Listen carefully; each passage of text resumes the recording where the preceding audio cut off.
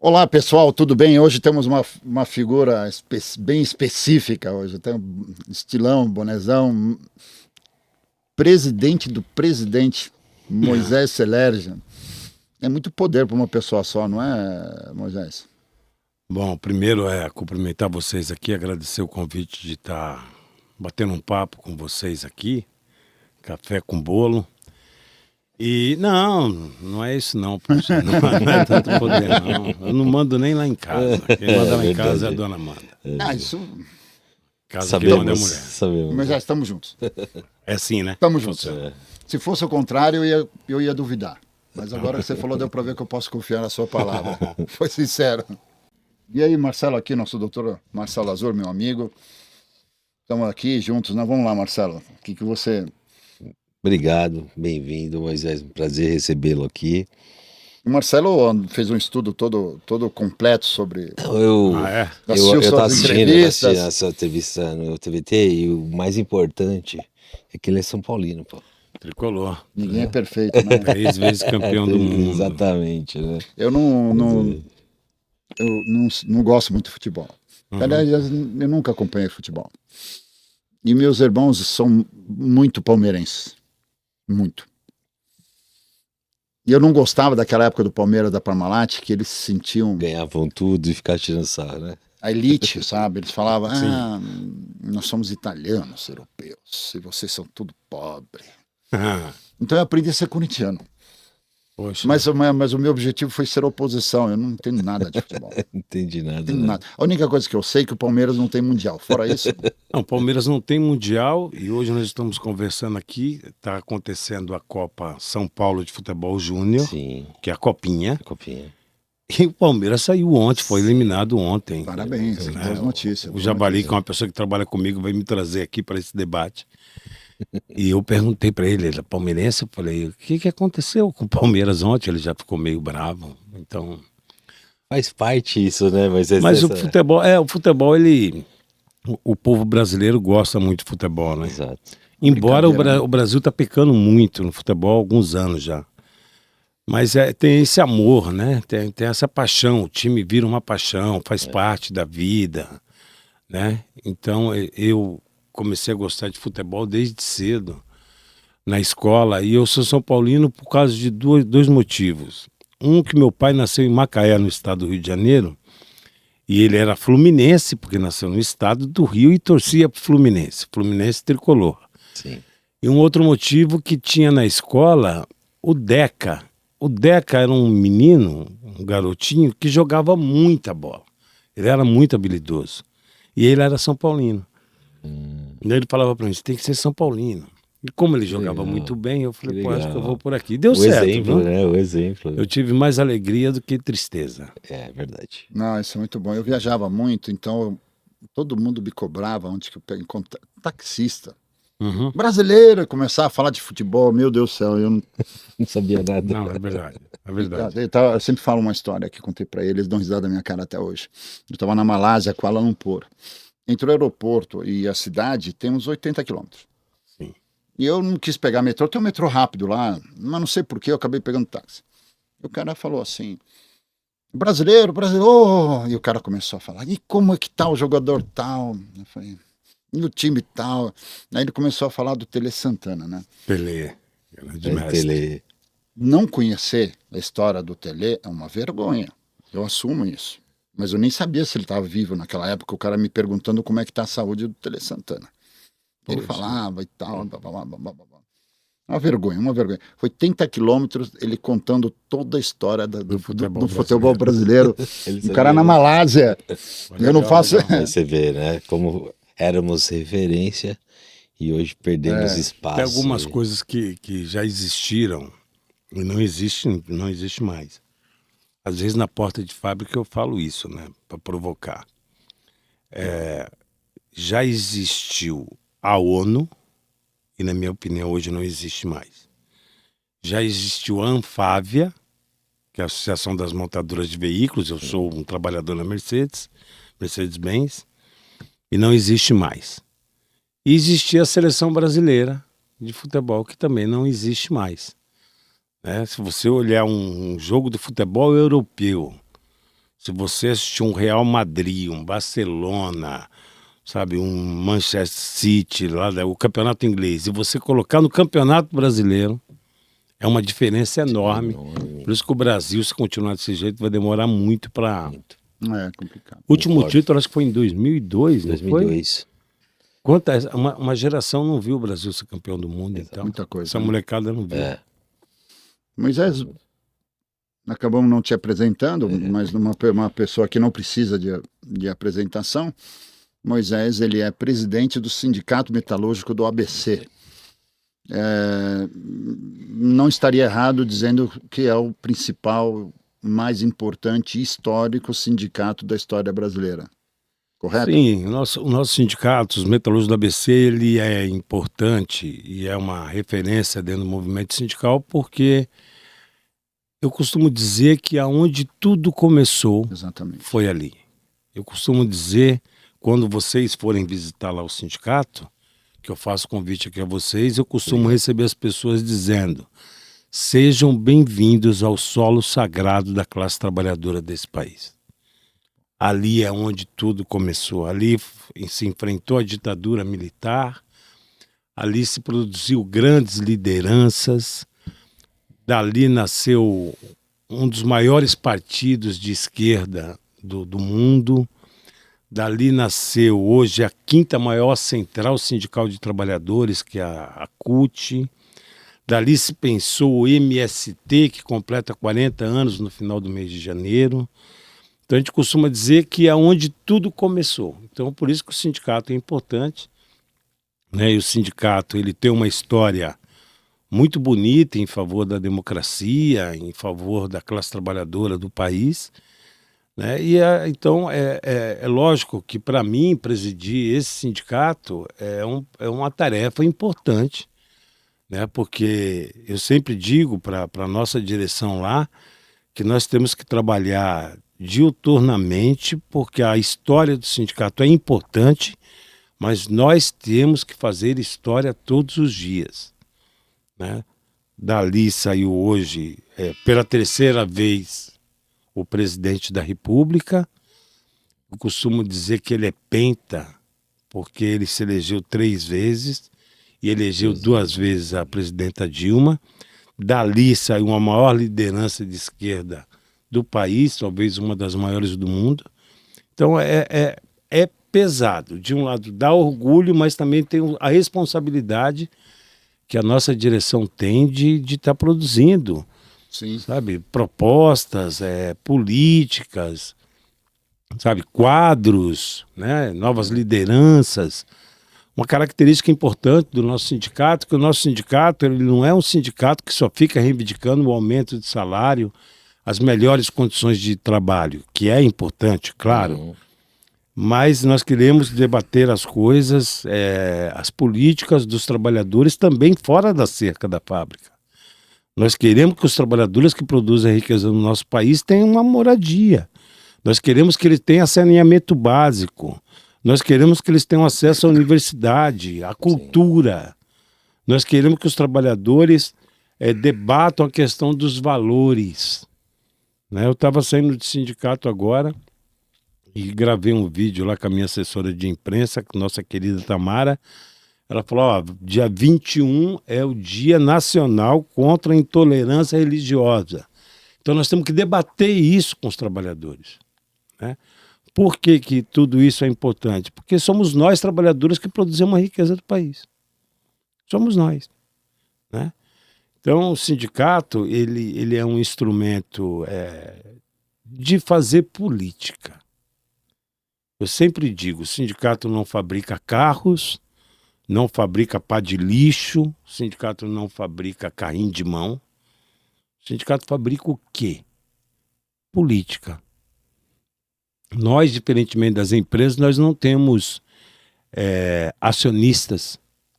Os nossos acionistas são quem? São os trabalhadores que são sindicalizados no nosso sindicato, né?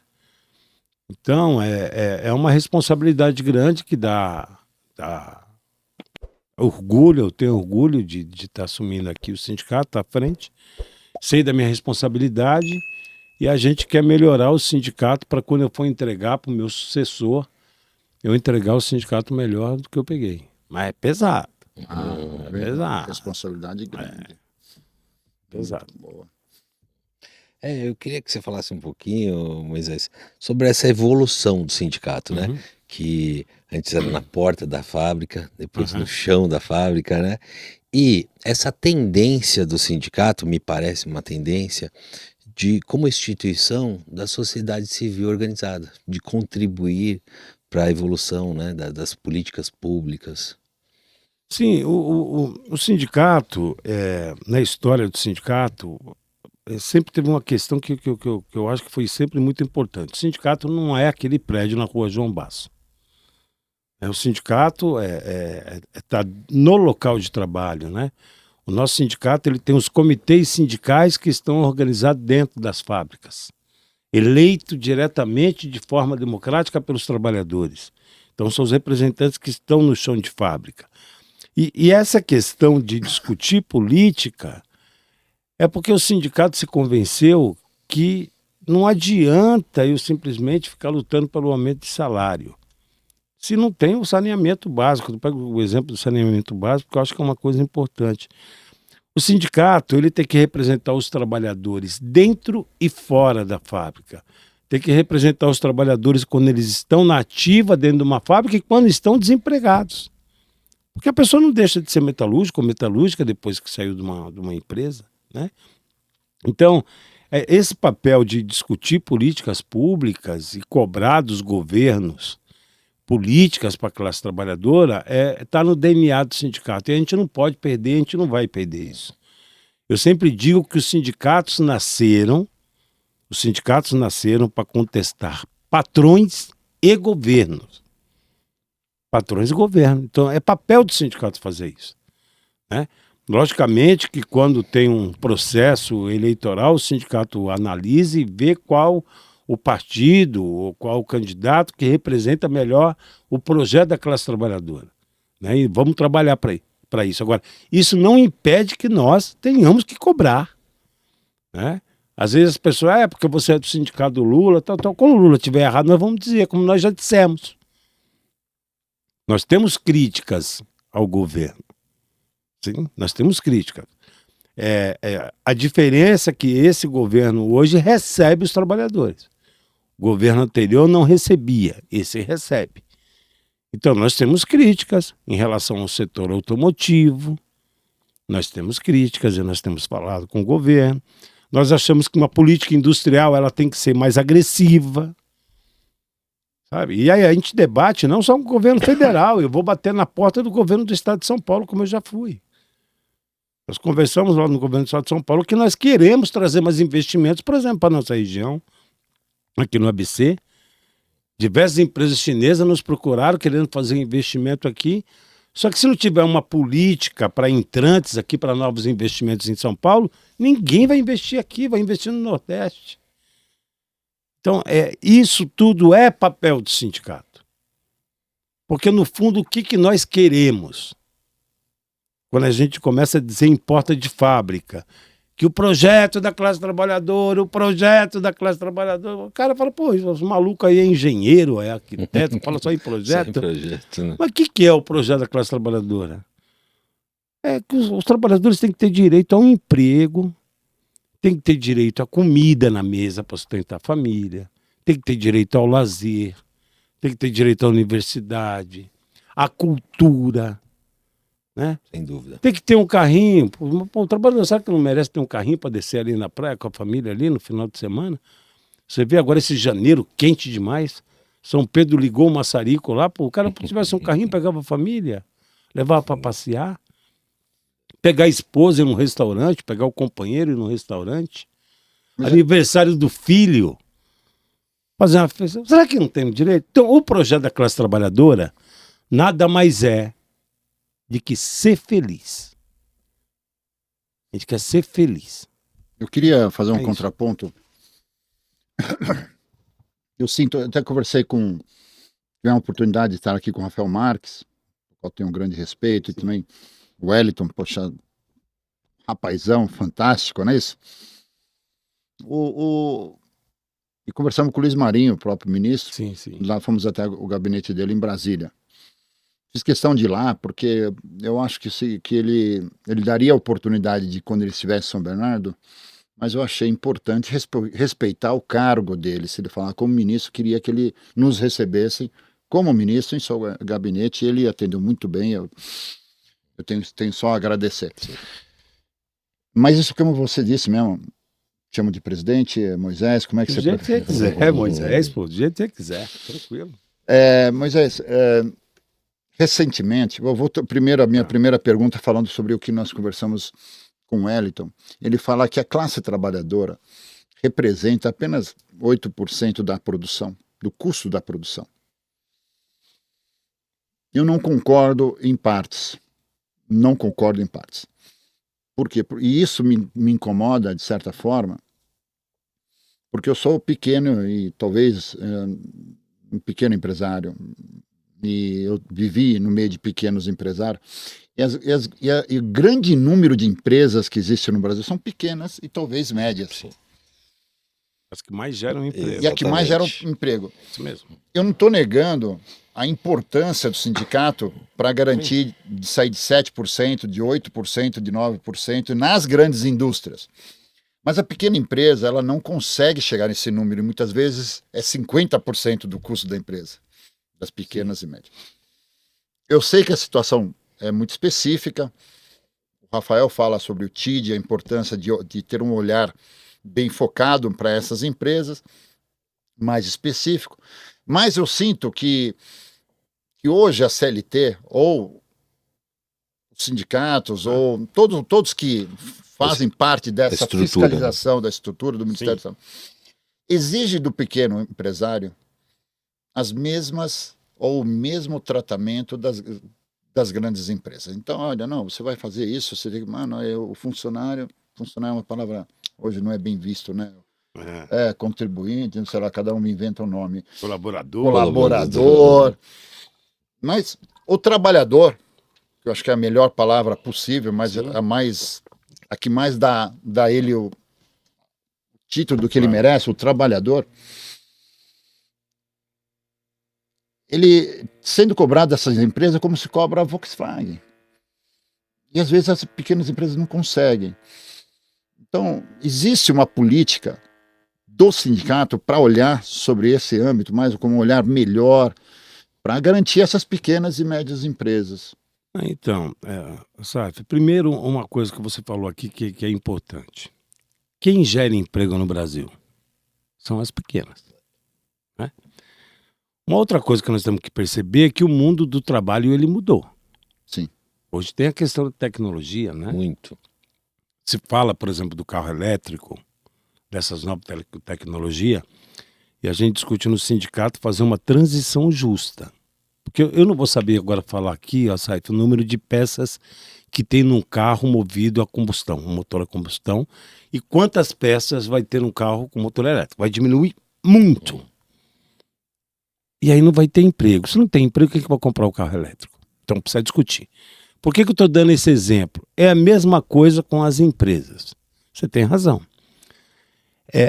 A relação capital-trabalho, ela nasce conflituosa. A relação capital e trabalho é conflituosa. Porque o patrão sempre vai pensar que paga muito e o trabalhador sempre vai pensar que ganha pouco. Então, ela é conflituosa. O que eu acho que tem que fazer no país é discutir políticas para isso que você está dizendo. Você tem razão. Eu não posso tratar uma pequena empresa do mesmo jeito que eu vou tratar uma montadora alemã. Não faz sentido. Não faz sentido. Então, eu vou dar um outro exemplo. A nossa campanha salarial ela é em setembro. Então, na campanha salarial agora, a última, nós conseguimos, além da reposição da inflação, 2% de aumento real para os trabalhadores. E ela é dividida em grupos. Ela é dividida em grupos por setores da metalurgia, máquinas, autopeças e tal. Agora, por que é dividido também em grupos? Porque conforme for o tamanho da empresa, a política tem que ser diferente. Aí você discute piso salarial, teto salarial. Por quê? Porque ela é menor, você tem que discutir de forma diferente. Então você tem razão nesse sentido. Eu concordo contigo que não dá para tratar uma pequena como uma grande. Agora, tem que ter uma política, tem que ter diálogo para ver qual é o melhor caminho. Eu não vou dizer aqui para você com a sua pequena empresa, sabe, você tem que dar convênio médico do melhor lá, sabe? Você tem que pagar a mesma coisa que a Mercedes-Benz paga, sabe? Mesma função que a Mercedes paga, você vai ter que pagar. Não é isso. Eu sei que não é assim. Mas tem que discutir. Porque também, do outro lado, também é verdadeiro algumas coisas. A primeira coisa que eu acho que tinha que discutir é que as empresas não tinham que ver o sindicato como inimigo. Tem muita empresa que tem uma política antissindical muito forte. Às vezes a gente vai em empresa de manhã, quem recebe o sindicato é a Força de Segurança Pública do Estado de São Paulo, conhecido como Polícia Militar. E os caras já chegam bravos, porque o patrão liga para a polícia cedinho, o cara que está saindo do turno, sabe? O cara quer ir embora. Entendeu? Ele já chega, o que vocês estão fazendo aqui? Essas coisas. Precisa criar um diálogo permanente. Vou dar um exemplo para você. Você falou de CLT. Pega a construção civil. Vamos supor que você fosse empresário da construção civil, você fosse construir uma torre aqui em São Bernardo. Você tem um tempo para construir aquilo, correto? Então você pode discutir a forma de contrato desses trabalhadores diferente, não necessariamente. Vou dar um outro exemplo, que esse está na ordem do dia. Trabalhadores de aplicativo. Olha só, você está falando do pequeno empresário, eu concordo com você. Mas vamos ver, por exemplo, a questão dos aplicativos, porque existe hoje um capitalismo de plataforma. Tem o capitalismo... Fica com uma partezinha. Eu não gosto nem de chamar de uberização, porque eu conheço gente que trabalha no Uber. Pô, Moisés, você fica falando esse negócio de uberização aí, é ruim para nós, fala outro nome. Então, esse capitalismo de plataforma, o cara contrata professor por aquilo, porque os caras só pensam naquele iFood e no Uber, né? Mas contrata mecânico, contrata encanador, contrata tudo isso aí. Quem é o patrão do cara? Qual é o benefício, qual é o direito que ele tem? Eu sempre pego o exemplo do cara que leva comida quente nas costas dele. Se ele cair com a moto, ele está fora do aplicativo. Ele não vai trabalhar. Ele vai ficar afastado, ele não tem benefício. O que ele vai fazer? Não tem. Então, precisa discutir aplicativo, precisa discutir pequena empresa, precisa ver o papel do Sebrae, sabe? Precisa uma série de discussões. Agora, para a gente discutir todas as políticas, a gente tem que estar organizado. Os patrões têm que estar organizados, as pequenas empresas têm que estar organizadas, os sindicatos têm que estar organizados e, acima de tudo, tem que ter um pressuposto, que é ir para a mesa fazer diálogo, conversar. Porque eu vou ganhar conversando com a pequena empresa, porque, como eu disse no começo, vocês são o que mais gera emprego. As grandes não geram mais emprego. Sim. Do Posso jeito que... continuar? Lógico, Só pegar o raciocínio, ele fica chateado com o Fica, corte. né? Não, O assunto está me interessando bastante. Eu tive, apesar da minha historicamente a aproximação que tivemos com o sindicato aqui na cidade, né? Tenho bastante amizade com muitas pessoas. Mas no meu ramo vocês não representam, vocês é outro ramo, que o meu ramo é mais para o pessoal lá do agronegócio. tá. Minha família tem às vezes com os moveleiros. Então, quando eu tive que debater com esses sindicatos, não tenho boas lembranças. Na boa, tá? Não, claro, com devido respeito, claro. tá, Moisés?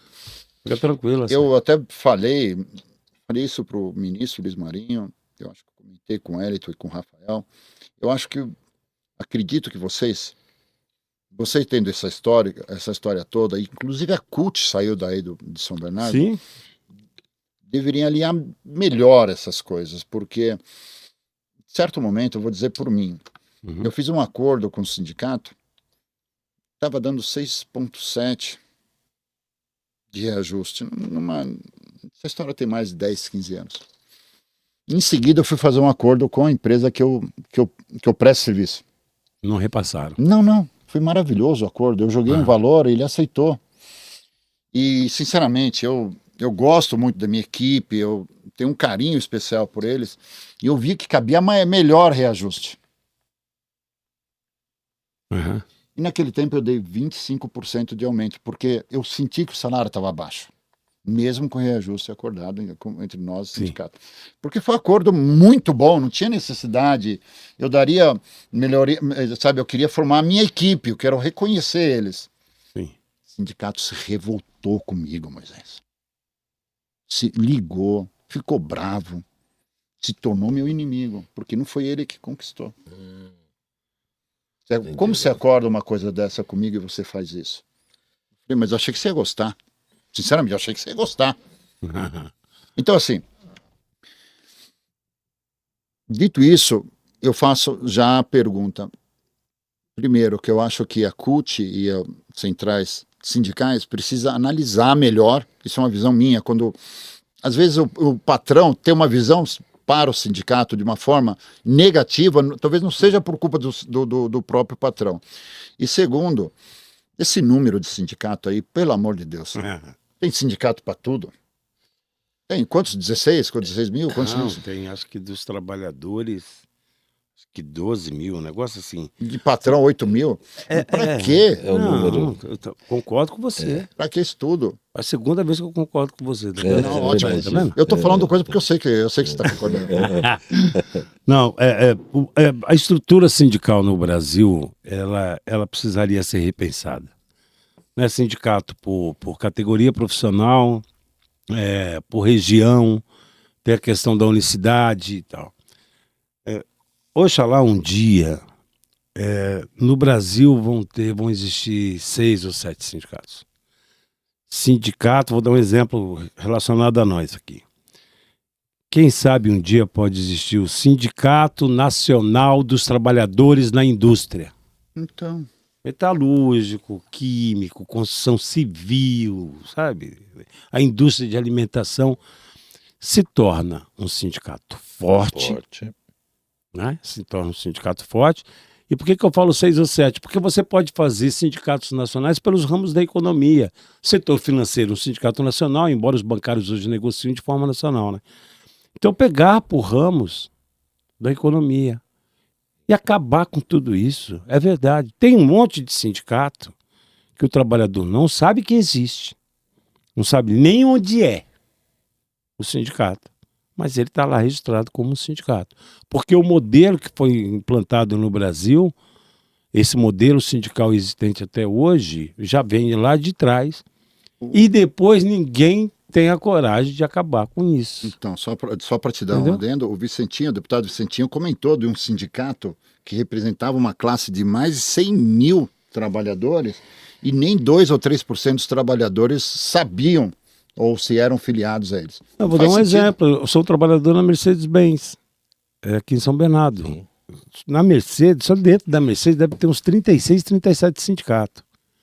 É sindicato do secretário, é sindicato do desenhista, é sindicato do outro, é o sindicato, mas quem negocia é os metalúrgicos. E outra, a empresa é preponderante metalúrgica, então tinha que ser metalúrgico, né?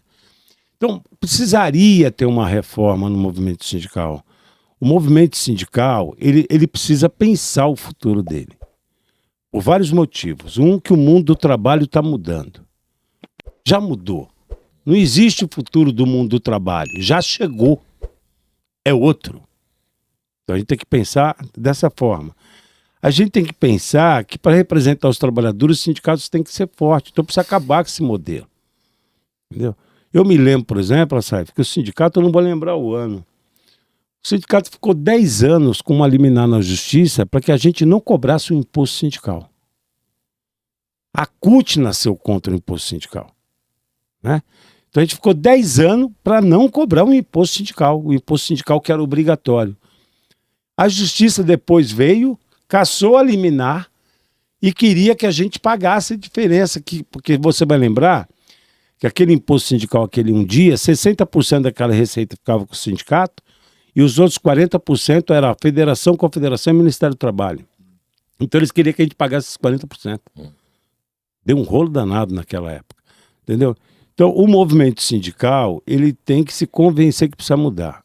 Agora, o grande problema do movimento sindical é o próprio movimento sindical. Porque ninguém quer mudar. Isso é um erro. Isso é um erro, né? Não vai fazer através de governo. Isso. Não vai mudar através de governo. Então, o movimento sindical tem que repensar o seu futuro com o risco de acabar. Ou se esfacelar. Eu pergunto hoje, eu sou de um sindicato, hein? Sindicato importante, Sim. da ABC. Qual é a bandeira do movimento sindical hoje? Qual é? Não tem. Não tem. Então, quando a gente diz isso, a gente provoca, muitas vezes a gente apanha mesmo, até do nosso povo. Mas eu digo isso, eu vou dar um exemplo. O Chile agora, há pouco tempo, chegou a 40 horas semanais. Redução de jornada sem redução de salário.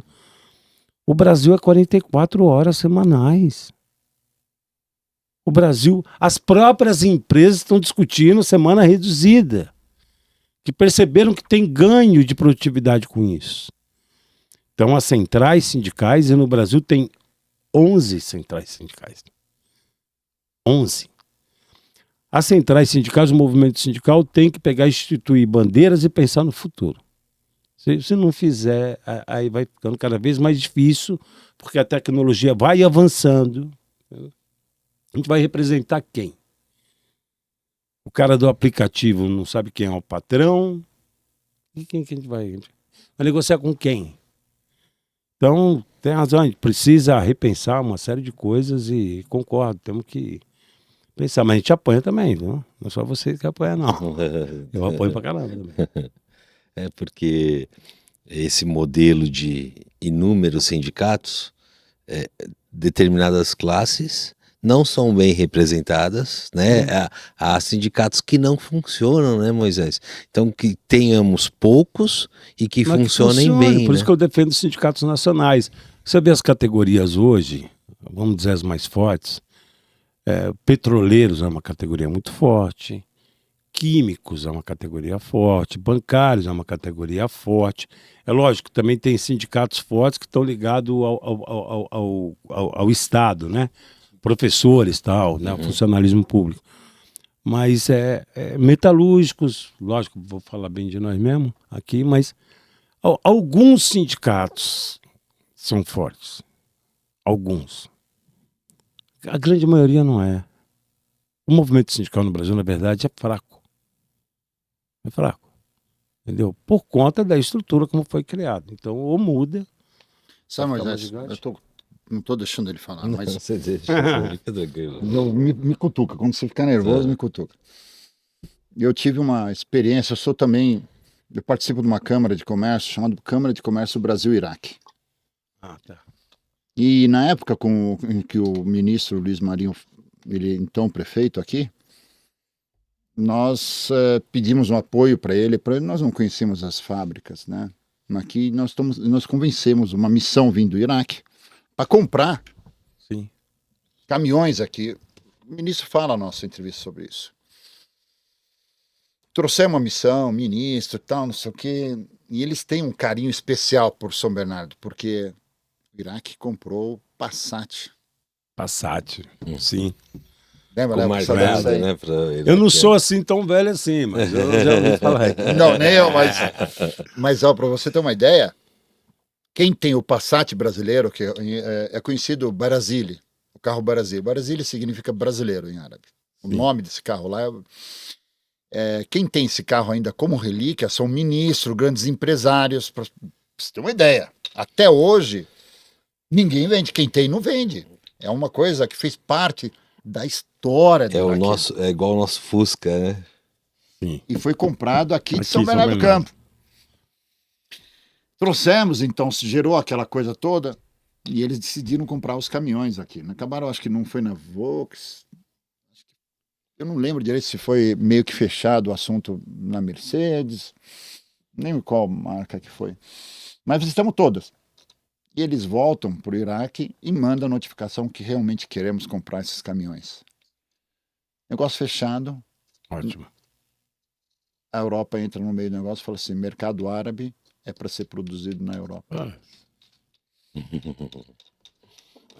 Tem isso também, né? Eu vou dar um outro exemplo. Como que, o que eu complementar, como podemos garantir, eu sei que agora, acho que o Wellington e o Rafael falou para mim que agora vocês têm representantes lá, alguma coisa assim, não é isso? Como garantir isso? Porque você traz lá, você precisa trazer, sem venda não vai produzir aqui. Lógico. E os mercados mais pungentes hoje são esses mercados que estão aí precisando. Sabe, que nem esses dias nós fomos para o Rio de Janeiro, a gente conversou lá com o Itamaraty, pegando o gancho do que você está falando. A gente está arrumando uma briga por causa do acordo Mercosul-União Europeia. Porque do jeito que estava o acordo, e está ainda, a gente está brigando lá, por isso que eu falo, ó, é porque é governo nosso que a gente não vai bater, não, a gente vai bater. Sim. Do jeito que está o acordo, o Brasil vira um importador. Ele não pode. O Brasil não vai mandar avião da Embraer para a Europa. Não vai mandar caminhão aqui para a Europa, carro para a Europa. Não vai. Eles vão mandar para cá. O Brasil vai continuar exportando commodities, minério de ferro, soja, essas coisas. Então, por isso que arrumou a briga. Para você ter uma ideia, o Chile, Peru, enfim, ali, Pacífico, os carros, vou pegar o exemplo de caminhões que você pegou da Europa aí. Os caminhões que vão para lá não são produzidos em São Bernardo, são produzidos em Wörth, que é a fábrica da Mercedes que fabrica caminhões na Alemanha. Então, nessa discussão, por exemplo, tinha que ter o seguinte, a Europa, se o Iraque vier aqui em São Bernardo e for comprar caminhão aqui da Mercedes em São Bernardo, a Europa não pode vetar compra. Aí é acordo, sabe, que tem que ter uma boa oportunidade, é nesse acordo, por exemplo, do Mercosul com a União Europeia. Tem fábrica da Mercedes lá na Argentina. Fabrica lá Sprinter, aquelas vans. Aí só falta a Alemanha falar, não pode pegar da Argentina, tem que pegar daqui. Não, tá maluco? Então não dá. Aí que entra a questão da diplomacia brasileira, das negociações brasileiras. Eu tô quase falando para você chamar o povo do Iraque de novo pra gente comprar caminhão, arrumar uma briga aqui. É verdade. Se você prometer que compra caminhão e ônibus, a gente já começa a arrumar uma confusão aqui. Que é isso? Sabe? E outros países. Sabe? Tem que pegar, e aí a diplomacia do Brasil, a negociação. E a gente pegou. E como que nós entramos nessa questão do acordo do Mercosul-União Europeia? Porque nós reclamamos com o presidente Lula. A diplomacia brasileira não ouviu ninguém. Não ouviu ninguém. Os caras sentam lá. Sabe? Mas a CNI foi a favor do acordo. Não. Qual é o empresário brasileiro que tem aqui hoje, sabe? Qual é o grande empresário brasileiro que tem? Não temos. Eu me lembro quando eu era mais jovenzinho, de Antônio Hermínio, né? Sim. Tinha aquele Midlin, né? Que era da empresa ali do lado da Mercedes. Hoje não tem. Os caras aqui são a favor do acordo porque as matrizes estão na Europa. E nós mandamos uma carta pro presidente e falou, tá errado isso aí. Aí por isso que teve a reunião no Rio de Janeiro, que a gente questionou. E nós acreditamos que dessa forma como está, o Brasil vai ter prejuízo. É importante também a relação com o Mercosul, né? É importante a questão do Uruguai, principalmente a Argentina, agora a Argentina com o novo governo. A gente não quer destruir o Mercosul e não queremos permitir também que destrua a relação do Mercosul, que é importante. Mas também temos que dialogar mais com a Europa, porque senão a gente vai ficar exportador de commodity. Sabe? A gente falou da indústria, por exemplo, está falando da indústria. O Brasil, eu sempre digo, pessoal, o Brasil tem que exportar o melão lá para o Japão. Mas ele tem que exportar também o doce do melão. Tem que dar valor agregado para gerar mais emprego. Sabe essas coisas? Então, Sim. tem que discutir essas coisas, poxa. Sim, Senão a gente vai ficar lascado aqui. é verdade. Tá puxando aí, que senão tem umas 15 perguntas. Não, pra ele. e é isso, Moisés, é o que você falou. Deixa eu te- A gente Renovar o Pô, você vive. vai dar um café pra mim, Açaí? vou quebrar teu. Você vê como que eu sou bom de negociar com o sindicato? Poxa, aí, ó. Eu vou mandando café, ainda tô amolecendo o coração dos. Eu ia negociar com as empresas, aí a empresa colocava água assim, aí ela falava assim, o sindicato já chegou pedindo água. Tinha o simbolismo, né, disso, É. né? A gente vive essa sociedade muito polarizada hoje, né, Moisés? Sim. Em que o que importa são narrativas. Uhum. E isso, a gente entende que isso faz o Brasil deixar de crescer, né? Porque acredito cegamente no presidente A ou no presidente B, e falta muita coerência do nosso Congresso. Eu cito, por exemplo, aquelas isenções dos 17 segmentos de empresa, né? Que o Bolsonaro, Da Folha lá, da Folha, o Bolsonaro propôs isso, a oposição foi contra na época, e agora o presidente Lula tentou fazer isso também, né? E teve oposição inversa. Acho que esses debates, eles têm que ser técnicos, tem que sair desse campo político. Por exemplo, o ministro Haddad tentou taxar as importações, né, de pequeno valor da China, chineses. dos chineses. A gente precisa entender que a gente está deixando de produzir. Eu acho que precisa um debate mais aprofundado do que você falou. A gente não consegue produzir mais nada. A gente só exporta o commodities, igual você falou. E lá atrás, quando você participa desse movimento, dos sindicatos, das indústrias metalúrgicas, a gente tinha o jovem. O que o jovem buscava? A ET, o Senai, né, para ter aquela profissão. Hoje a gente não consegue mais concorrer com tecnologia com o pessoal lá de fora. É muito complicado isso. Então a gente não tem uma perspectiva a curto ou médio prazo de melhorar essa situação. Não, essa questão, por exemplo, que você fala do Congresso, eu sempre tive uma visão, e essa polarização que você está dizendo é um fato, né? E eu fico muito chateado que o Brasil chegou a esse ponto. Não tinha necessidade. Uma vergonha. É uma vergonha. Uma isso. vergonha. Já estamos com 500 anos, já esse país não estava. Já passou o tempo de pensar em ser extremista. Eu não gosto de ficar discutindo o leite derramado, mas para que a gente acabe com isso, a gente tem que lembrar das coisas que aconteceram no passado. Eu me lembro de 2013. Eu acho que é aí que começou a... Lembra das manifestações, passe livre, aquele Sim, negócio lá, 20 sim. centavos, lembra disso aí? Foi um divisor de água essa história de 20 centavos. Foi um divisor de águas isso. Eu me lembro de manifestações em Brasília, violência, muita violência. E depois teve o processo da eleição da Dilma Rousseff contra quem chegou no segundo turno foi o Aécio. Lembra disso? Lembro. O que o Aécio falou? O Aécio falou assim, quero pedir a recontagem. Vou pedir a recontagem. E se ela ganhar, ela não irá governar. Poxa, aí começou a dar ruim essa história. A minha avaliação começou aí. A questão do Congresso em si, se ele é mais progressista ou mais conservador, eu sempre digo que cada deputado ou deputada, senador, ninguém chegou lá e falou, eu quero sentar nessa cadeira. Foi eleito. Então a Câmara dos Deputados, o Congresso Nacional, representa a sociedade organizada. Se os pequenos empresários são organizados, tem lá os representantes para defender os interesses dos pequenos. Se os trabalhadores do campo são organizados, tem lá os seus representantes. A igreja é organizada, tem um representante. Então reflete a sociedade organizada. Então não dá para reclamar do Congresso. Entendeu?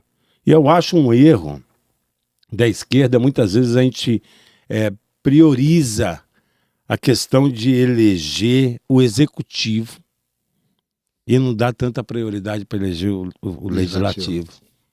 Eu acho que tinha que repensar um pouco isso. né? Então, o Congresso Nacional é isso. A questão, por exemplo, que você fala da desoneração, talvez você está falando da desoneração da Isso, folha. exato, da folha. Aí eu remeto à discussão que o Assad falou no começo. O sindicato não pode tratar um pequeno como trata uma grande. E é verdade. O governo desonera, então ele está deixando de arrecadar. Correto? Ele está deixando de arrecadar. O problema do governo é que o dinheiro é público. É meu dinheiro. É nosso. O Berto é pequeno, né? Sabe? Então, qual a contrapartida? Se você for dar um benefício para algum setor, ou for desonerar, diminuir o custo de algum setor da economia, tem que existir a contrapartida. E não existe. Aí é o erro. Dá um exemplo. Recentemente, a General Motors demitiu lá mais de 1.000 trabalhadores, São José dos Campos, São Caetano do Sul, demitiu os trabalhadores. E tinha desoneração. Não resolveu. Não. Então, mas você vai gerar emprego, me mostra que gera emprego. Não gera. Quem gera, mais uma vez, é o pequeno. E o emprego só é gerado se acontecer uma coisa que é fundamental para gerar emprego nesse país. É a economia crescer. É a economia crescer. Se a economia crescer, é uma coisa. Se não crescer, ninguém vai contratar ninguém. Não vai ter o que produzir.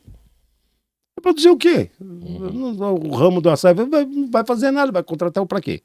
Para aumentar o custo da folha dele só por causa disso? Não. Então, o segredo não é só discutir desoneração. Eu quero discutir como que a gente faz a economia crescer. Tem que crescer. É isso. E uma das formas que a gente acredita que a economia cresça é quando os trabalhadores aumenta a massa salarial dos trabalhadores porque eles consomem. Aquela história, se eu der R$100 pro Assaif, ou para você, Marcelo, que tem cara de investidor pra caramba, você vai pegar Quem me dera. Você vai pegar esse dinheiro, você vai aplicar. Você vai aplicar. No fundo aí, na situação aí. Se você der para um trabalhador, para um pobre, cara, ele vai consumir. E se ele consome, começa a economia a girar. Tem que pensar isso. Sabe, tem que discutir obras de infraestrutura no país. Poxa, a questão da logística, eu dei um exemplo para vocês do caminhão da Mercedes, não chega no Chile, vem da Alemanha, porque se torna mais barato vir de Vert. Imagina aí, para levar o caminhãozinho lá para o Peru, sabe? O que teria que fazer, né? Sair de São Bernardo, sabe? Talvez o canal do Panamá.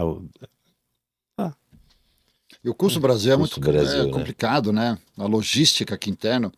Então tem que ter obras de infraestrutura no país, sabe? Muita coisa para fazer, né? Tem um monte de coisa para fazer. Essa é a verdade. Tem um monte de coisa para fazer. Entendeu? Então, e aí o sindicato fica falando dessas coisas, mas o sindicato pensa que nós temos que representar os trabalhadores fora, sabe? Que tem que ter emprego, tem que ter essas coisas. E só vai ter se a economia voltar a crescer. Não é por uma simples política. Vou dar um outro exemplo aqui. Posso por favor, pode falar, né? Lógico. Vontade, tem A outra briga que nós usamos, sabe, com o governo. Regime do setor automotivo do Nordeste. Ótimo. O que diz o regime? Para que leve desenvolvimento para outras regiões do país. Show. Ótimo.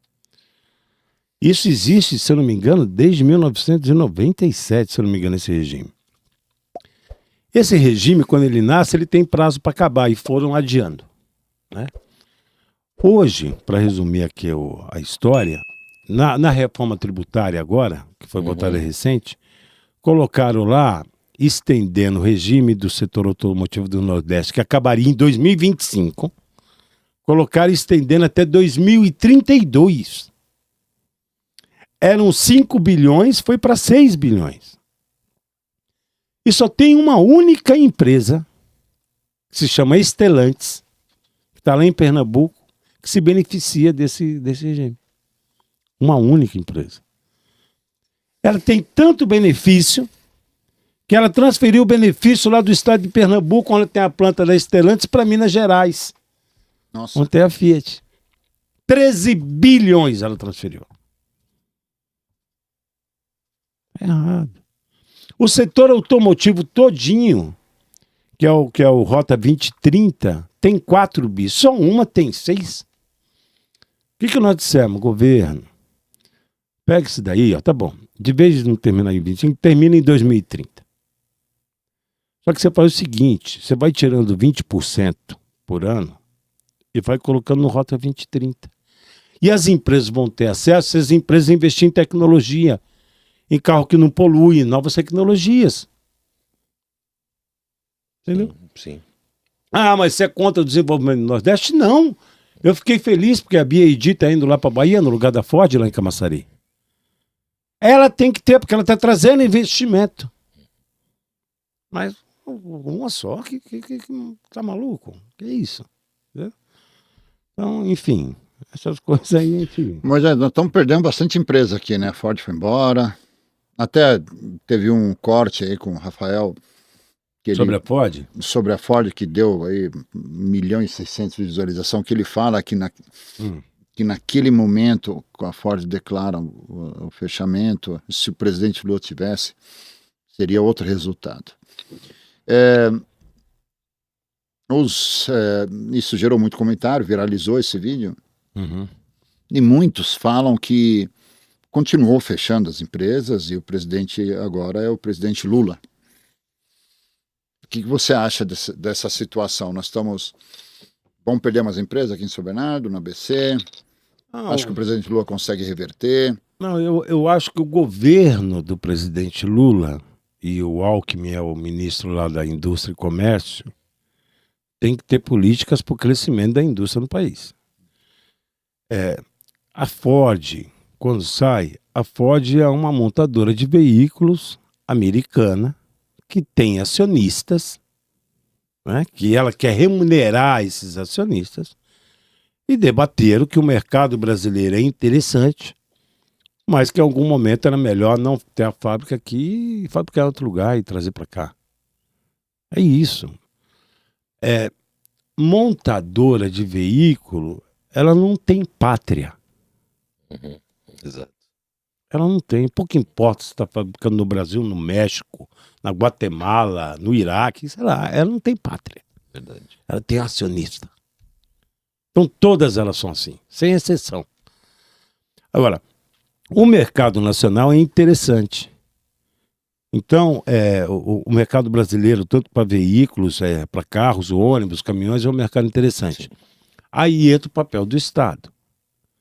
Eu não sei se eu comentei com vocês aqui que nós recebemos empresas chinesas com interesse de fabricar veículos aqui. E nós estamos discutindo, falamos com o governo federal, estamos tentando falar, chegamos a falar com o governo do estado de São Paulo, para que se crie um regime especial para essas empresas investirem aqui. Né? Então, entra o papel do Estado. O Estado tem que colocar, propor políticas para que haja investimentos aqui. Porque os chineses, americanos, europeus sabem que o mercado brasileiro é um mercado interessante. Muito. Então, antes de pensar que vai sair em empresa, eu quero discutir quantas a gente tem que trazer para cá. Mas o ABC, saiu por causa do ABC, porque o sindicato, não sei o que. Não é nada disso. Sabe, as empresas preferem discutir com um sindicato forte do que discutir com um sindicato que não representa. Todas elas dizem isso. A questão do ABC, por exemplo, também não é. Porque olha só a nossa situação aqui no ABC. A gente está do lado de um porto. A gente está do lado aqui da malha viária, aqui as estradas, aqui o Rodoanel. A gente tem ferrovia aqui do lado. A gente tem mão de obra qualificada. Então, o Estado precisa entrar na discussão. Sabe? A questão do ICMS, por exemplo, não pode ser 18% num lugar e 2% no outro. Para onde você iria? Então, aí que entra o papel do Estado. Então, eu acho que a economia crescendo, que eu acho que é o fundamental para o país melhorar, sim. Aí não sai. Eu acho que a gente consegue trazer investimentos. Com os chineses eu dizia, eles falavam assim, Moisés, eu quero trazer os veículos no navio para vender aqui, eu trago em CKD, monto aqui. Ótimo, não tem problema nenhum. Desde que você tenha um compromisso conosco, que depois de um período você vai criar a sua cadeia de fornecimento aqui e vai fabricar aqui. Cria uma cota para ele trazer da China o veículo, não tem problema. mas depois ele vai criar uma cadeia de fornecedores aqui. Sabe? Para gerar emprego Pra aqui, produzir o estimular. veículo aqui, transferir tecnologia. Exato. Só os chineses que sabem fazer bateria de veículo. Entendeu? Então, essas coisas. Aí entra o papel do Estado. Por isso que a gente cobra tanto. E nesse contato direto com os empresários chineses, eles recebem bem essas condições assim? Recebem, eles não são contra isso. Agora, eles analisam. O chinês é o maior parceiro comercial do Brasil, não é? É um país amigo. Mas, acima de tudo, eles pensam neles. Sim, Lógico, como nós naturalmente, deveríamos como nós pensar. pensamos. Naturalmente, tem que valer a pena. É né? lógico, tem que valer a pena. Então ele fala assim para mim: Moisés, eu vou montar a fábrica em São Bernardo. Aí na hora que ele vê os tributos do Estado, ele vai falar: pô, mano, acho que eu vou montar no Nordeste, que tem lá o... Então essa disputa, né, essa guerra fiscal, ela não ajuda, né? Ela atrapalha. ela não ajuda. E eu vou além, que nós somos contra essa guerra fiscal, mas eu digo, se lá atrás São Paulo tivesse entrado nessa guerra fiscal, não tinha para ninguém. Então, a reforma tributária, ela também tem que cuidar dessas coisas. Ela tem que cuidar. Sabe, nós queremos desenvolvimento para o país no todo. Tudo. Eu quero que tenha empresa chinesa montando ônibus, sabe onde? Lá em Macau, no Rio Grande do Norte, que é onde minha mãe nasceu, que é uma ilha lá, bonito lá. Mas eu quero também aqui em São Bernardo.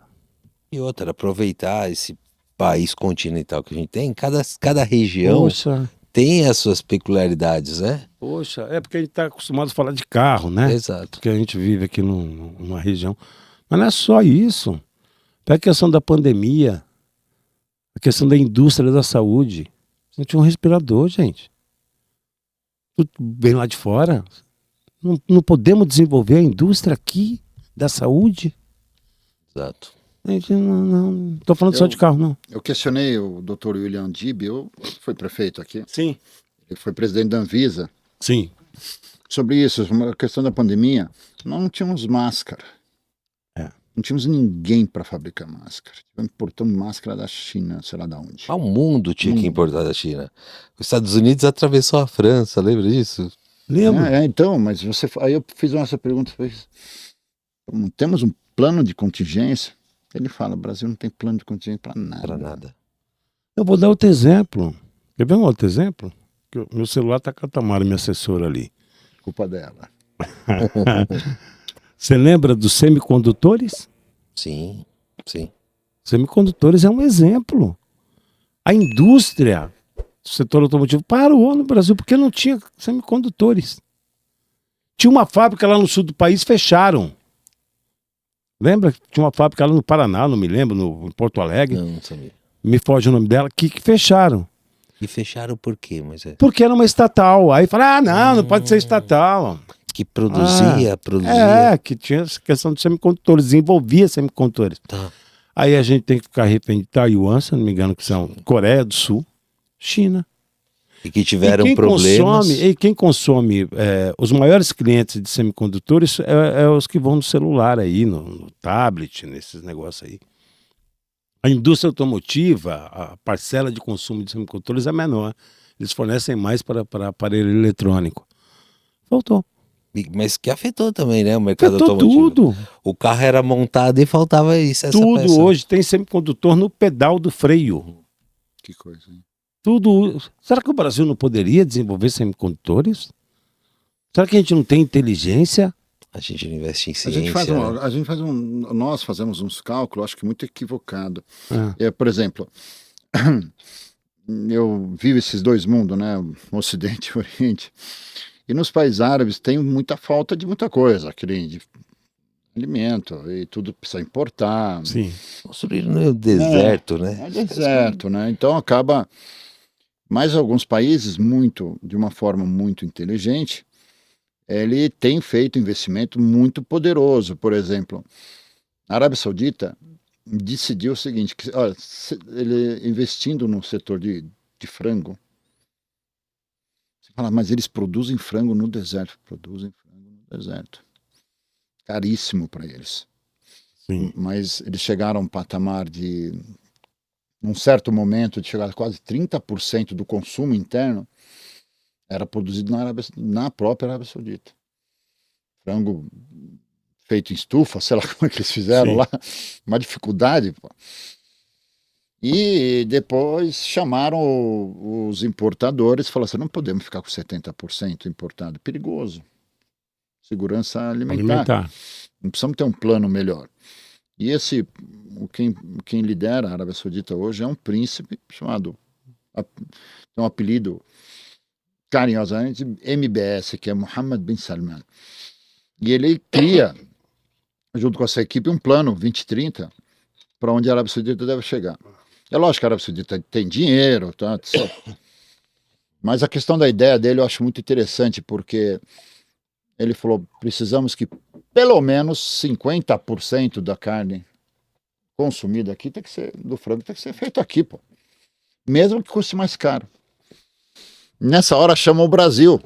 Por quê? Porque dos 70% Que eles importam. que é importado, 60% era do Brasil. E eles falam assim, vocês podem continuar exportando para nós, mas eu vou pedir para vocês não abusar. 40 mil toneladas por mês. É frango demais. É muito frango. Não passa disso. E, por favor, não venda barato. Você está atrapalhando as indústrias nacionais que o governo está subsidiando. Você não pode fazer com dump. Para ter essa autonomia. Aí o Brasil, com a concorrência entre as empresas, joga o frango lá, o preço barato e tal, e não tinha o que fazer com o Brasil. Então você passou a taxar o frango importado. Colocou 20%. Não tinha. Olha que história. Continuou o Brasil vendendo frango a mais barato do que o produzido na Arábia Saudita. Lógico. Brasil e outros países. Mas o grande forte ali era o Brasil. O governo fala, não passe de 40%, 40 mil toneladas. O Brasil, num certo momento, enfiou 70 e poucas mil toneladas nos caras. Num preço lá embaixo, numa briga de concorrência entre as grandes empresas. Eles tinham uma visão de tirar as empresas europeias do mercado. Isso não funcionou. Não funcionou. Perderam muito dinheiro. A Arábia Saudita não gostou. E falou, meu amigo, daqui para frente é assim. Você vai investir no meu país. Você está vendendo aqui, Brasil? Está vendendo aqui, Estados Unidos? Está vendendo aqui, Europa? Você vai investir no meu país? Partida, né?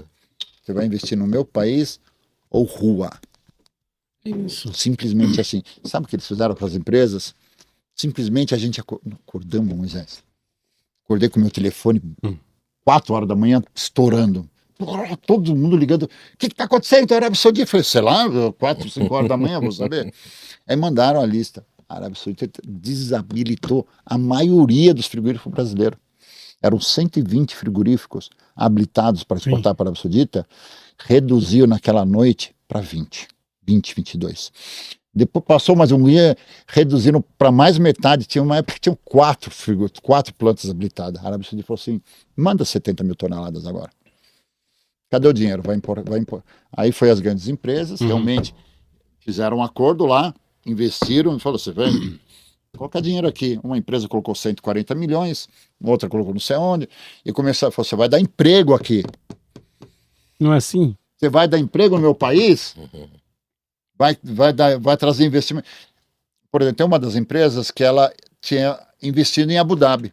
Fez uma empresa linda, dá orgulho para a gente, empresa brasileira, Sim. maravilhosa. Eu visitei aquela planta, linda, maravilhosa. Por vários motivos, Abu Dhabi tinha um outro governo na Arábia Saudita, mas o mercado maior lá é a Arábia Saudita. Ele falou, você investe no meu vizinho para vender aqui? Simplesmente assim, Moisés. De repente as empresas brasileiras, tudo abriram as empresas lá. Detalhe. Pergunta para essas empresas que investiram para a Arábia Saudita se elas não estão felizes. Estão felizes, estão vendendo, estão produzindo local. Tem empresa brasileira que eu não quero fazer propaganda. Tem empresa brasileira que eles abriram outras empresas. Só um escritório que duas pessoas que começaram esse escritório são muito meus amigos. conheço eles há mais de 20 anos. Um certo dia eles foram para a Arábia Saudita para ver essa situação e começaram a trabalhar. Hoje, abaixo dele tem 500, 600 pessoas. Poxa. Abriram fábricas lá e tudo. Tá errado, príncipe? Não. Vem dar emprego pro Ué. meu povo, querido. Ué. Vem pra cá dar emprego pro meu povo. E avisou antes, né? E avisou, e avisou. Não faz isso. Falou Não, uma faz vez, isso. 2 vezes, 3 vezes. E eu estive lá. Então, eu acho que a gente precisa saber. Eu sei que lá é um reinado, então tem alguém com uma caneta forte, aqui é uma coisa diferente. Só que há como negociar, há como estudar isso melhor. O Brasil tem 220 milhões de habitantes. Uhum. Não dá para a gente trazer uma missão aqui e falar que vai produzir na Europa. Desculpa, acho que a gente merece mais respeito. Poxa. Concorda? Eu concordo. É, o É contrário, né? Que nem traz uma missão aqui, o pessoal do Iraque vem para comprar caminhão, aí, daqui não. Não pode. Aí não dá, né? Precisa. A, Não dá, né? a troca, né? O mercado internacional é muito importante, né? A gente viveu isso no governo Collor, né? Quando abriu, que mudou muito a tecnologia dos nossos veículos. Agora precisa ser uma relação de igualdade, Esse ponto, né? eu só queria incluir Sim. só um adendo, mas para até te ajudar no que você vai comentar agora. Ele falou sobre a taxação que o Haddad queria fazer dos produtos importados. Sim. A pergunta é, devemos taxar ou não? Eu acho que ela não é uma resposta simples de sim ou não, porque nós, como você mesmo disse, é o maior parceiro comercial. Se a gente taxa esse produto, qual que é o nosso custo do outro lado? Vale a pena? Vale. Taxa. Não vale? Não taxa. E o outro, Acordo você bilateral, pode, é assim você que se pode faz. fazer, é o seguinte, é discutir cotas. É. Você pode discutir cotas. Fala, seu irmão, você vai trazer até aqui, você vai trazer.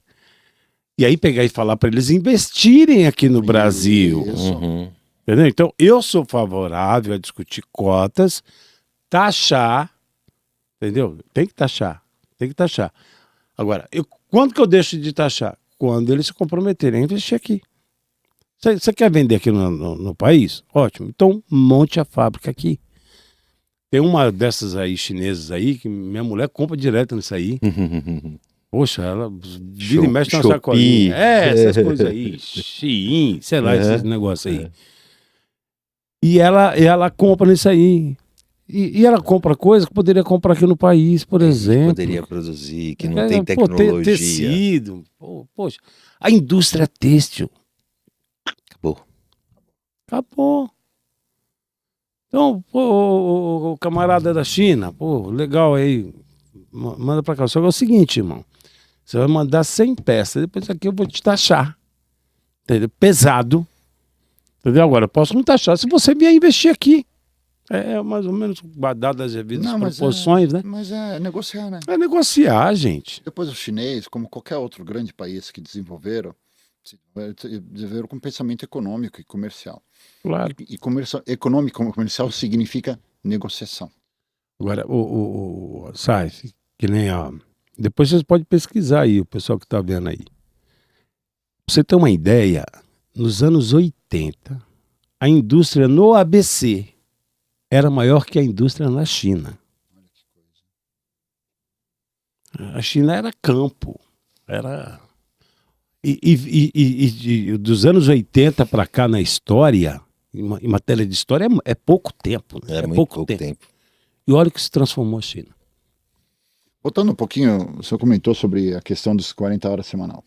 Sim, E eu também comentei sobre as pequenas e médias empresas. sim. Eu tenho certeza que a Volkswagen consegue fazer 40 horas semanal, mas eu não sei se a pequena empresa aguenta. Não, mas deixa eu te falar, a gente vai conversar, pô, já vamos para uma negociação, sabe?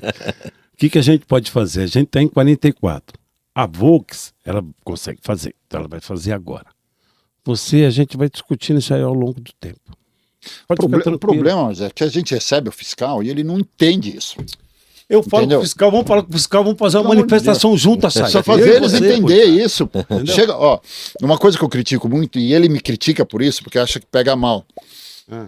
Mas eu acho que muitas coisas, o Brasil, governo, sindicato, deputados, eles falaram, não, tem uma matéria importante, eu preciso cuidar para a gente não falar muito, vamos falar Eu e ele aqui, que estão meio gordinhos. Eu engordei uns Então, 5 litros esse final de ano. Temos que criar uma lei que as cadeiras das empresas tem que ser maior. Nós somos gordos demais. Ou que seja não sei o quê, beleza. Ou que ele tem algum problema, mas ótimo, temos que discutir essas questões. Mas o porquê passar a conta para o empresário? Onde que eu quero chegar? Muitas políticas que são importantes e são pautas importantes para ser resolvidas, como a questão, sei lá, ergonômica, ou a questão de saúde, ou a questão XYZ. Então ele simplesmente lá vota-se, mete a caneta e passa a conta para o empresário. Eu acho que não faz sentido esse tipo de coisa, porque é um problema da União, é um problema federal, é um problema de todos. Não pode passar. Por exemplo, assim, você fala assim, olha, nós temos que, vamos reduzir a questão da proporção, que temos que ter elevadores, que temos que ter isso, não sei o quê. Temos que fazer plano de saúde. Não, vamos fazer um plano de saúde melhor para os funcionários, e não pode mais ficar um plano de saúde tipo A, ou tipo uma classe C.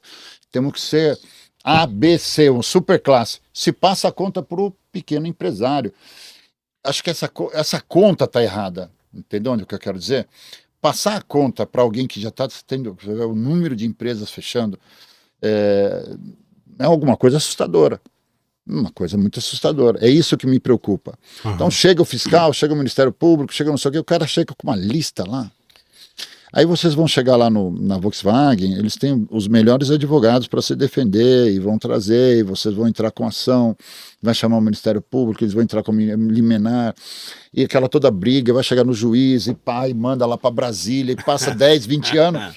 Aí você chega para o pequeno empresário que tem 3 colaboradores, que trabalha de manhã para comer à tarde. O fiscal chega com uma lista desse tamanho e acaba com a vida do cidadão. Destrói todo o sonho do cara. Ah, mas tem um degrauzinho aqui, tá errada a medida, a iluminação. É o bom senso, destrói né? a vida. E do a cara. falta de bom senso. Exato. Mas eu acho que precisa olhar com mais. Por exemplo, a questão do 40 horas, eu acho que é um desastre para o pequeno empresário, sinceramente. Eu não vejo como ser possível, porque muitas vezes o lojista, por exemplo, ele não consegue cumprir 8 horas diárias. Ele sempre mente. A maioria vai falar assim: não, pô, eu vou te pagar por fora. Ele não consegue entrar na lei. Não, Ele não consegue eu cumprir a lei. acho que 40 horas semanais, Saif, que nem o mundo pratica 40 horas semanais. Em alguns lugares na Europa é 36. Sim. Na Alemanha é 36. Zé, quando eu for à Europa, a gente coloca 30, não é 36. Quando a gente virar a Não, Europa, não, pelo amor de Deus, vamos Não. colocar 30, vamos fazer melhor que a Europa, vamos virar a Europa 30. O que eu quero dizer para você é assim, tá provado que a redução de jornada gera mais emprego. Isso é estudo, sim. é técnico. Então, nenhum Marcelo falou, é técnico. Então, assim, tudo bem, eu entendo quando você fala do pequeno. Então, a gente está em 2024. Vamos supor que o Brasil, a partir de 2025, a jornada semanal seja para 40 horas. Vamos supor. Você é um empresário que você tem 30 trabalhadores. Vamos supor. O que nós temos que fazer é discutir que para a montadora aqui gigante, pode-se aplicar a redução em 1 ano. Para você que é pequeno, a redução se aplica. Você coloca um prazo para você se adaptar, para você poder reduzir. Você não vai quebrar por causa de redução de jornada. Você vai quebrar por causa de outras coisas, não por causa de redução de jornada. Pelo imposto você paga. Eu vou falar, eu vou te falar, sabe onde que o empresário muitos quebram? Entendeu? Na ação trabalhista. Isso é outra questão. Agora você imagina, o pequeno empresário que tem 20 funcionários e recebe processo trabalhista que nem água, ele vai correr o risco de ter 30, 40. Vai ter mais essa questão da fiscalização, que o cara chega e acha que está entrando na Volkswagen. O cara entra com canetão.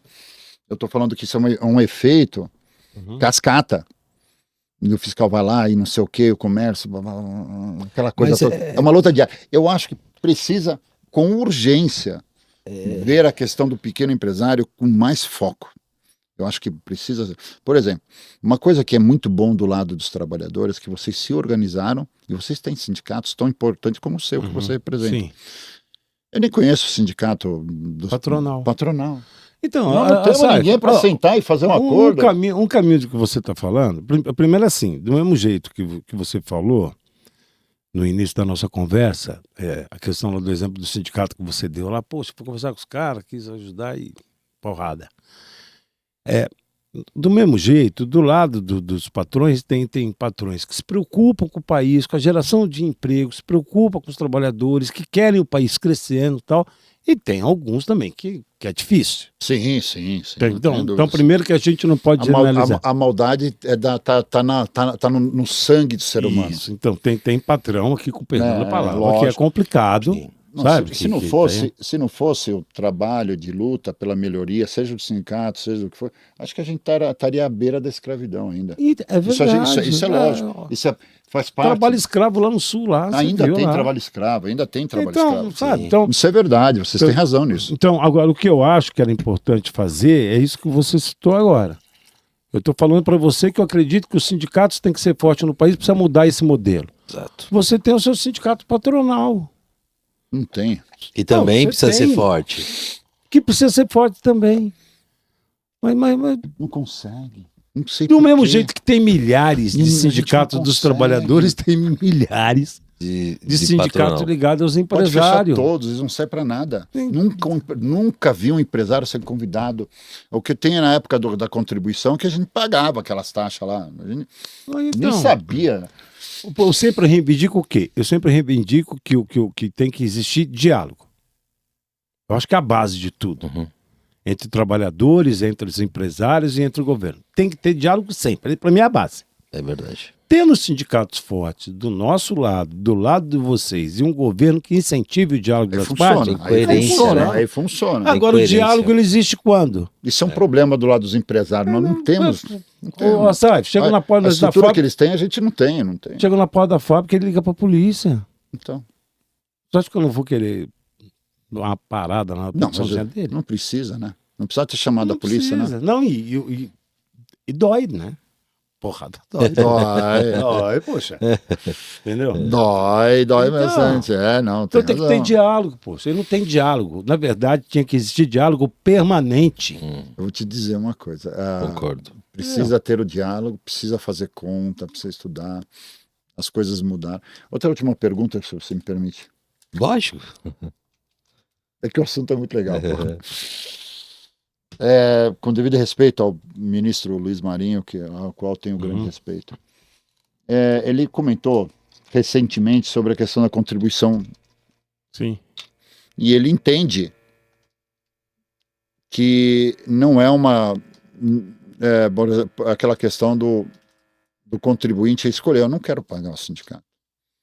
Eu acho que ele pode. Você entendeu o que eu quero dizer, né? Estamos falando a mesma coisa, né? Vamos dizer. Na verdade, assim, vamos lá. O que você acha? Você sabe do que eu estou falando? Da contribuição da taxa negocial. Da taxa negocial. Foi decidido lá no Supremo. Isso. Mas eu não quero pagar. Tudo bem, eu sou da categoria, mas não quero pagar. Tá bom. Ele não acredita desse jeito, né? Não, mas não o que eu estou falando tá bom para você? Olha o que eu acho.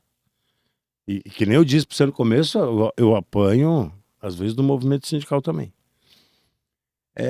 Tem um clube em Santo André chamado Aramaçã. Sim. Você conhece? Conheço, histórico aqui na região. Então, se eu pegar a Amanda, a Frida, o Davi, a Marina, a Morena, são todas minhas filhas, e pegar meus netos e for lá num domingo de sol e querer mergulhar na piscina, eu não sou sócio do Aramaçã. Eu vou entrar? Não. Não vou entrar. Se eu quiser entrar lá, sai. Eu vou ter que me tornar sócio, eu vou pagar uma taxa para usar. Sim. Não é verdade? Correto. A igreja, vamos supor, pega a questão da igreja. Independente de ser evangélico, católico, não importa. Se o cara acha que ele levando a família dele na igreja, ouvindo o pastor ou o padre, isso ajuda a família dele, quando o pastor passa lá a cestinha, pedindo lá o dízimo, lá ajuda, lá se ele acha que é importante, ele dá. Lógico. Correto? Ele acha que é importante para a família dele. Se ele acha que não é importante, ele nem vai na igreja. Só que ele não tem a benção. Por que que o sindicato tem que produzir acordos que tragam benefício para os trabalhadores e trabalhadoras e eu não quero pagar por isso? Por quê? Então, você não quer pagar? Tudo bem. Está fora do acordo. Sabe por que que tem que estar fora do acordo? Porque eu vou estar prejudicando quem está dentro do acordo. Que custeia, né? Que custeia. Não existe democracia sem sindicato. Sim. Não existe. Então, assim, eu dou a opção. Agora, mas eu não posso fazer oposição por WhatsApp e tal. O acordo é coletivo. Como é que a oposição tem que ser individual? Não. Então, mas aí, olha o debate, como que é legal. Mas você traz uma insegurança jurídica? Mas por quê? Como que um trabalhador numa linha de montagem, que é sócio do sindicato, teve um aumento lá, sei lá, de 5%, e o cara na mesma função não teve o aumento de 5% porque fez oposição no sindicato? Traz insegurança jurídica, vão abrir processo contra a empresa? Não, eu posso até falar assim, não, na questão econômica do acordo ele pode pegar. Na questão social eu tiro ele fora. Das garantias, da participação de lucros e resultados das empresas, eu tiro fora. Entendeu? Então, eu sou sócio do sindicato. Eu sou sócio. Então, eu autorizo pagar, descontar no meu olerite todo mês um percentual para o sindicato. E o sindicato negocia lá um bom acordo com aumento, com as melhores condições. Eu pago o sindicato, eu tenho esse acordo. Você não paga e tem também. Por que eu vou pagar? Aí que está a discussão. Sim. Então, eu sou favorável, você não quer o acordo? Então você vai escrever aqui que você não quer o acordo, você está fora. Acabou, simples. Simples assim. O sindicato não produziu o acordo, não tem cobrança. Tem que produzir o acordo. Tem que ter o benefício para o trabalhador para cobrar a taxa, né? Então eu penso assim, sabe? Então é um debate. Quando o Marinho diz isso, talvez ele está pensando no quê? Na mesma linha que eu estou pensando. Os trabalhadores têm que discutir a forma de financiamento do seu sindicato. Os trabalhadores têm. Voltando ao patrão. Tem patrão, por exemplo, que o próprio RH da empresa incentiva o trabalhador da baixa lá, não, pedir oposição. Eu vi um monte chegar em São Bernardo aqui, sabe, de empresa menor, não sei o que, não, tem que ter. Não é ele que está pagando, que coisa é essa aí?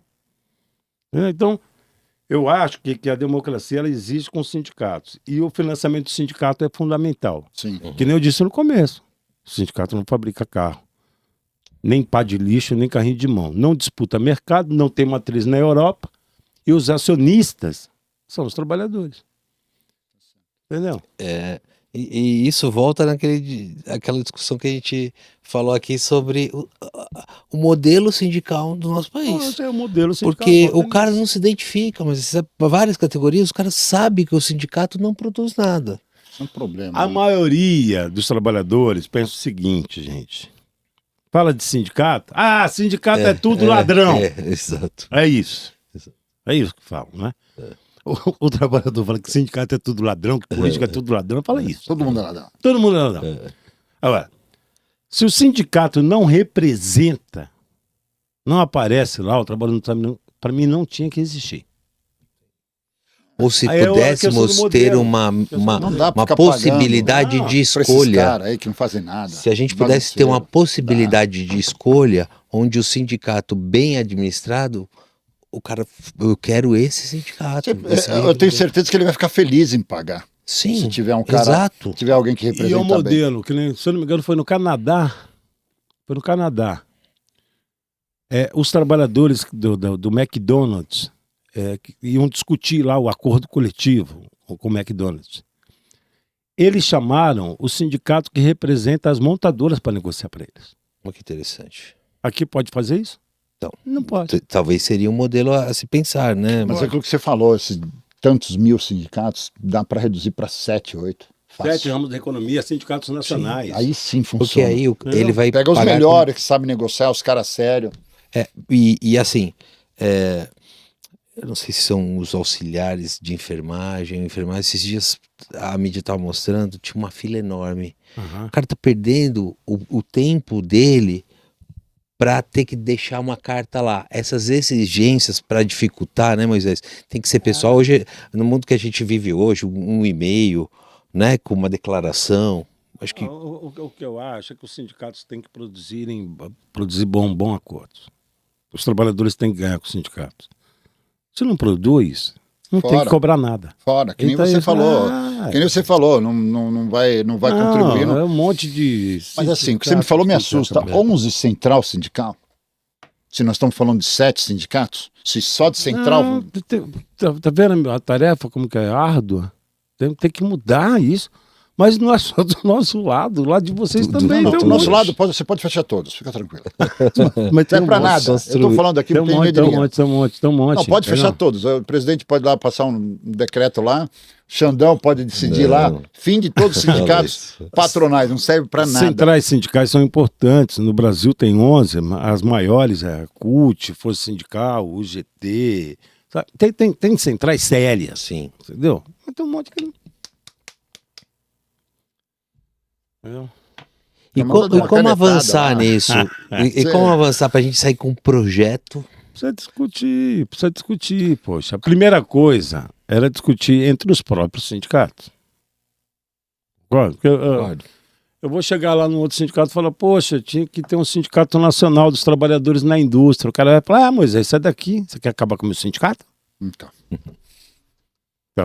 não vai. Não vai avançar se os próprios sindicatos não se convencerem que o modelo tem que avançar. E a gente... Aí o Supremo acaba tomando uma decisão forçada e vocês vão ficar reclamando que o Xandão é a cara do mal. Tá vendo só? Não. Não pode, né, doutor Marcelo? Não, é que assim, esse número elevado, acho que juntando todos os sindicatos do mundo, não chega nem próximo do que a gente tem aqui, né? Em número. Não, tem alguns modelos também que não são tão melhores Porque do que a os gente, a nossos. gente tem quantos sindicatos aqui? De trabalhadores, Trabalhadores. acho que 12 mil. Acho que 12 entre mil. trabalhadores e patronal deve ter uns Alemanha. 16, 17 mil, alguma coisa assim. tem. A Alemanha, se a gente pegar os Não, países... os alemães, a estrutura sindical é outra. É outro. Agora, na Alemanha tem aquele negócio que a gente estava batendo uma bola aqui antes. Lá, depois da guerra, se criou a cogestão. Então, a empresa acima de 50 trabalhadores tem que existir o comitê sindical. Olha aí, a questão do pequeno. Uhum. Tem que existir o comitê sindical. E pega as maiores, tem a cogestão. Eu vou dar um exemplo da Mercedes, porque é a fábrica que eu trabalho. Sim. Na direção, no conselho da direção da Daimler, que é do grupo, né? Tem 10 acionistas, 10 pessoas representando os acionistas e tem 10 representando os trabalhadores. O presidente é indicado pelos acionistas e o vice é indicado pelos trabalhadores. Interessante, né? Vai fazer isso aqui para ver se os caras não chamam, nem a polícia, é o exército para dar porrada em nós. É verdade, é verdade. É uma coisa, pelo amor de Deus, é tão difícil a gente chegar num... Eu vejo que a gente tem muito medo de transformação, mudanças. Verdade. Temos muito medo de mudança. A mudança é necessária, né? As coisas... Não aguenta mais, a nossa estrutura não aguenta a mais. tecnologia, eu vi você comentando num outro programa que você foi entrevistado, quantos funcionários a gente tinha na década de 80 aqui só na Volks, Moisés? 40 e poucos 40 mil. e poucos mil. Mas é uma evolução irreversível isso. Exatamente, É reversível. exatamente. Precisa ter uma discussão, uma transição justa. Olha o que a gente estava conversando. Poxa, o carro a combustão, o veículo a combustão, ele vai acabar. Tem gente que fala que vai demorar muito tempo, tem outros que falam que vai mais rápido. Não vai acabar, vai acabar. Não é tanto tempo assim, não. Não é. Agora, vem cá. O que eu faço com os trabalhadores aqui que vão perder o emprego? Porque não vai ter um monte de coisa que tem hoje no carro a combustão. Então tem que discutir uma transição justa. Então isso O Marinho fala assim, discutindo sobre isentar imposto dos carros elétricos que não produzem poluição e tal. Aí ele falando, isentar carro elétrico produzido no Brasil. Produzido no Brasil, não importado. Se for, não faz sentido, né? Se for para trazer só da China com taxa zero, para que eu vou fabricar aqui? Então, Certo. A gente mete um monte no navio e desce aí. Ó. Falta esse protecionismo, né? Tem, acho que na Suíça, eu acho que é lá. Tem uma esposa de um amigo meu que mora lá. Aí deu um problema no encanamento lá e ela foi perguntar pro zelador quem que ela poderia. Ele falou, ó, tem esses aqui, mas a senhora toma cuidado, viu? Só chame suíço. Não chame francês. Eles pensam neles ali. Tem que chamar o cara que é de lá. Aqui tá difícil, né? Aqui tá difícil. Precisamos ter muito para aprender, né? Não tem, mas a gente vai evoluir. Oxalá, quando o Ernesto, que é o meu neto, tiver com uns 20 anos, vai estar melhor, se Deus quiser. Se Deus quiser. Deus Se quer, Deus mas quiser. sei lá, tanto problema nesse mundo que parece que não acaba. Por isso que nós temos que trabalhar sempre. Porque eu fico sentindo que a gente olha para a história, para o passado, parece que o ser humano não aprende. Você vê assim, ó, nós estamos falando assim, ó, para que tem sindicato? Porque se não tem sindicato, acaba virando. Porque é necessário. Então, por exemplo, a DDM, Delegacia da Mulher. Sempre falei isso. É um orgulho. O Brasil é um dos poucos lugares que tem Delegacia da Mulher. Mas é uma vergonha ser necessário. Século XXI. A gente ainda acha que pode tratar a mulher daquele jeito. Eu estou falando, parece que o ser humano não aprende, Moisés. Não, pior que vai Não. piorando. Você Você viu o entendeu? número de feminicídio que tem? Então, parece que não aprende, entendeu? Não, que bonito, temos o DDM. É uma vergonha, gente, de ser necessário. Sua mãe é mulher. Sua mãe é mulher, meu Deus do céu. Caramba! Você fala, como o ser humano não aprende? Parece que é uma coisa que não tem. Deus que ajude. Viu? E essa questão da evolução, né? Nosso estado é muito burocrático, porque profissões vão desaparecer e profissões vão surgir que a gente nem tem ideia hoje. Aí imagina, surge a profissão, aí você tem que esperar aquela sociedade se organizar para criar um sindicato. Se você tem esse modelo mais dinâmico, você já tem um sindicato Você já tem um sindicato estruturado, sim, né? É verdade. E aí, mais alguma coisa? Segurou o homem bastante aí. Tranquilo. Acho que se tiver alguma mensagem, alguma coisa. Não, agradecer mais uma vez. Acho que a conversa foi boa. O debate é sempre importante. Eu sempre defendo isso, sabe? Nós podemos ter divergências, mas a gente quer sempre o mesmo caminho, sabe? A gente quer chegar no mesmo lugar. Então eu sempre digo, o debate, não olhe para o movimento sindical como inimigo. Não. Converse, conheça. Né? Do mesmo jeito que os sindicatos não podem olhar para patrão e dizer que todo patrão não presta, não sei o quê. Então eu acho que o diálogo é importante. O diálogo tem que ser a base para que a gente possa acabar com esse ódio, sabe, que existe nos dias de hoje, acabar com essa divisão. A gente tem que olhar o ser humano como próximo mesmo, pensar no futuro, nas futuras gerações. E a gente está cumprindo um papel aqui. Acho que a gente cumpriu um papel hoje de fazer esse debate e a gente contribuiu para a gente fazer um país melhor para os próximos. De quebrar esses preconceitos. Isso aí. É verdade, muito bom, eu agradeço muito. Sabe, Moisés, nós, né, tomei a bronca da oratória, da professora do Senado, pode falar gente, não posso falar eu falo a gente, minha assessora também fica, né, a gente, você é agente de polícia, Agente agente federal.